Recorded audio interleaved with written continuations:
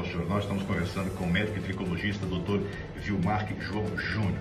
Doutor, é mito ou é verdade? Muita gente, a calvície é hereditária mesmo? Se o pai é calvo, eu necessariamente também serei calvo?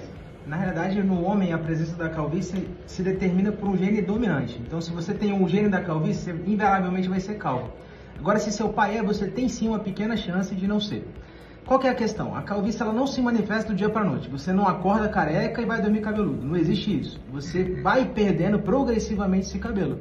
Feito o tratamento durante essa perda, quanto antes melhor, tanto você para de perder, quanto você recupera parte do que foi perdido. Isso é importante ter em mente. Você não está condenado a ser calvo porque seu pai, sua mãe tem essa calvície genética atribuída ao código genético deles. Na gominha. Ali tem uma subdose que quando for exposta aos teus ácidos do estômago, vai diminuir ainda mais e vai ser absorvido só um pouquinho daquilo. Então não faz diferença. Às vezes você até precisa daquilo, só que como meio de aplicação exige que você tenha uma segurança médica, como funciona isso assim? Eles não podem colocar muita medicação naquela gominha, porque se coloca muita medicação, aquilo passa a exigir uma regulamentação mais forte. Então eles não conseguem comercializar dessa forma. E aí fica perigoso para eles tanto comercializar quanto para o paciente usar. Então eles pegam, colocam só um pouquinho, quando você toma aquilo diminui ainda mais e não faz diferença nenhuma. Eu não recomendo nenhuma gominha de nenhuma forma para nenhum tipo de paciente. Muito bem, são 18 horas 11 minutos, esse é o Jornal Rede Clubicidade ao vivo para todo o estado. Existe algum embasamento científico? Eu vou fazer essa perguntinha porque tem muita gente que a gente faz isso, acredita nessas histórias. Doutor, cortar o cabelo em fase da lua cheia, lua crescente, lua minguante, isso ajuda ou atrapalha? A lua cheia vai aumentar o volume do cabelo, doutor? Eu vou responder essa pergunta de uma forma muito simples. Vamos lá. A lua só vai influenciar na maré. Não tem nada relacionado ao nosso cabelo. Tanto é que, se você parar para pensar, a lua cheia daqui de Rondônia não é a mesma lua cheia lá dos Estados Unidos, da Europa. Então a gente tem essa variação natural presente na própria rotação da Terra e do movimento de translação. Então a lua não vai influenciar no seu corte de cabelo. E eu sei que tem muita gente em casa que faz e garante que melhorou. Tem certeza. Fala assim, doutor, olha só. Você tá falando aí, mas eu sei que melhorou meu cabelo. Ó, meu amigo, eu juro pra ti. É só o conforto de saber que você tá fazendo alguma coisa que te traz essa tranquilidade que você precisa para permitir que seu cabelo cresça normalmente. Então não funciona, desculpa. Muito bem, são 18 horas e 13 minutos, este é o Jornal Rede Clubicidade ao vivo para todo o estado. Beatriz. Doutor, agora mudando um pouco de assunto, mas ainda dentro da saúde, né? O uso das canetas para emagrecer se popularizou bastante também. Como médico, o senhor acompanha pacientes que usam esse tipo de medicamento? Qual a orientação correta para quem está pensando em iniciar esse tratamento, por exemplo? Essa pergunta é maravilhosa. A gente está nessa febre com razão, porque as canetas realmente têm um resultado maravilhoso no corpo humano. Só que tem que ter um cuidado. A caneta em si não vai fazer teu cabelo cair. O que acontece? Quando você usa essa caneta, principalmente de forma particular, então você acorda um dia e fala, vou comprar uma caneta para usar, você acaba tendo uma redução de peso muito intensa. E aí você não faz o acompanhamento ideal, tanto na questão de vitaminas, quanto de proteínas e até mesmo em alguns casos de fibras e outros tipos de alimentos. Então, não é a caneta em si que faz você perder cabelo, é a falta de acompanhamento. Você usando essa caneta numa dose adequada, perdendo peso num ritmo adequado, auxiliando isso com o uso de proteínas, de vitaminas, o seu cabelo não vai cair. Agora é importante você ter em mente que, em geral, essas canetas têm dados o suficiente para provar que elas funcionam e tem uma segurança de uso muito boa. Só que ainda assim você precisa da opinião do médico. Você precisa saber quando parar, qual dose usar, quando usar, como usar no geral e o que acompanhar esse uso. Então, não recomendo para ninguém em casa acordar um dia e ir na farmácia comprar essa caneta. Recomendo passar por um médico e principalmente por um nutricionista também. Você fazendo isso, seu cabelo vai se preservar da maneira que ele tem que ser. Agora vamos supor que você em casa já está usando. Doutor, já estou usando, comprei a caneta na promoção que teve ali, estou fazendo a festa, perdi 10 quilos em 2 meses.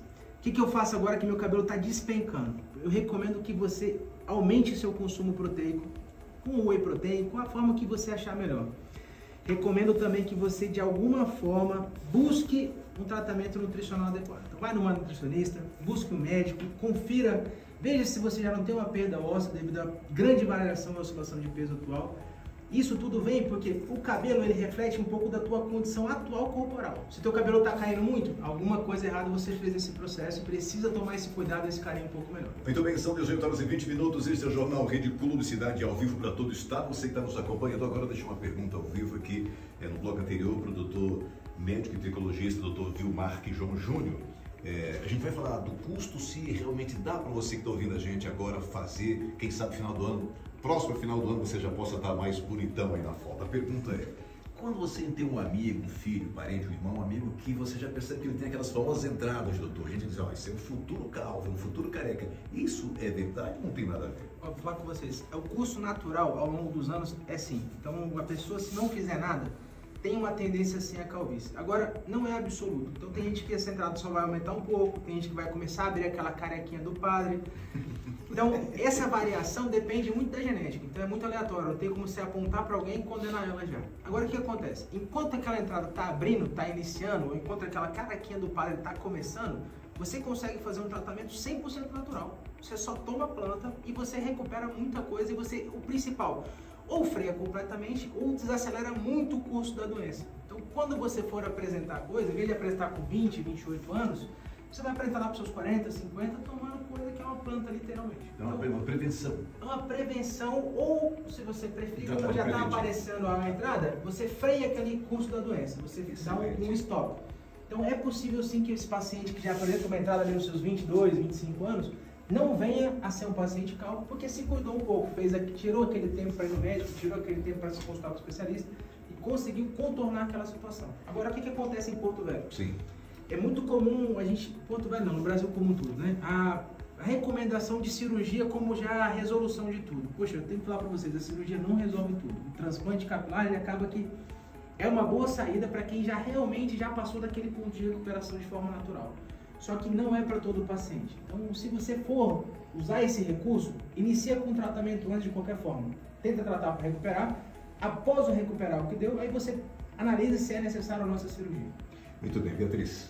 Doutor, quando a gente fala em tratamento, né, muitas pessoas pensam, é muito fora do meu alcance, deve ser extremamente caro, eu não consigo.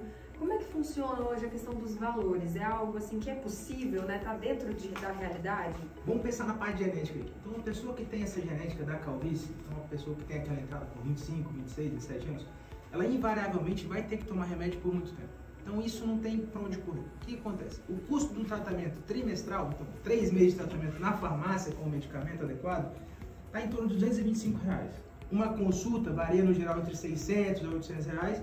E um tratamento capilar de recuperação efetivo, então aquele paciente que já passou um pouquinho daquele ponto de só ter entrada, está realmente aparecendo um pouco do couro cabeludo, fica em torno de R$600 por mês. O tratamento não é acessível a todos, eu gostaria que fosse, honestamente, eu busco muito isso. Só que é acessível sim, visando, claro, um conteúdo, uma população mais regional, no caso. Muito bem, 18h24, mais uma pergunta, Beatriz, para a gente... Não, tem algo mais que você gostaria de esclarecer, doutor? Eu queria esclarecer para todos que estão em casa que a calvície não é uma condenação. E a gente tem vários tipos de calvície. Você que chegou no estágio de calvície devido a uma doença autoimune, devido ao tratamento de câncer, qualquer tipo de acometimento ao longo da sua vida, eu quero que você tenha em mente que o cabelo define sim identidade, só que não é a ausência dele que vai tirar você de quem você é. Então, se você precisa usar uma lace, uma peruca, qualquer tipo de prótese, não se sinta envergonhado. A gente tem muitos pacientes que sofrem esse tipo de coisa, como alopecia areata universal, ou está fazendo algum tipo de tratamento de câncer, e que tem a vergonha de expor. E eu falo sempre, principalmente para aqueles que tratam câncer, que a calvície que você apresenta hoje não é nada além de um reflexo da tua luta, do tanto que você é guerreiro e está brigando por uma saúde, uma condição de vida melhor. E ter sempre em mente que o cabelo é secundário à tua saúde corporal.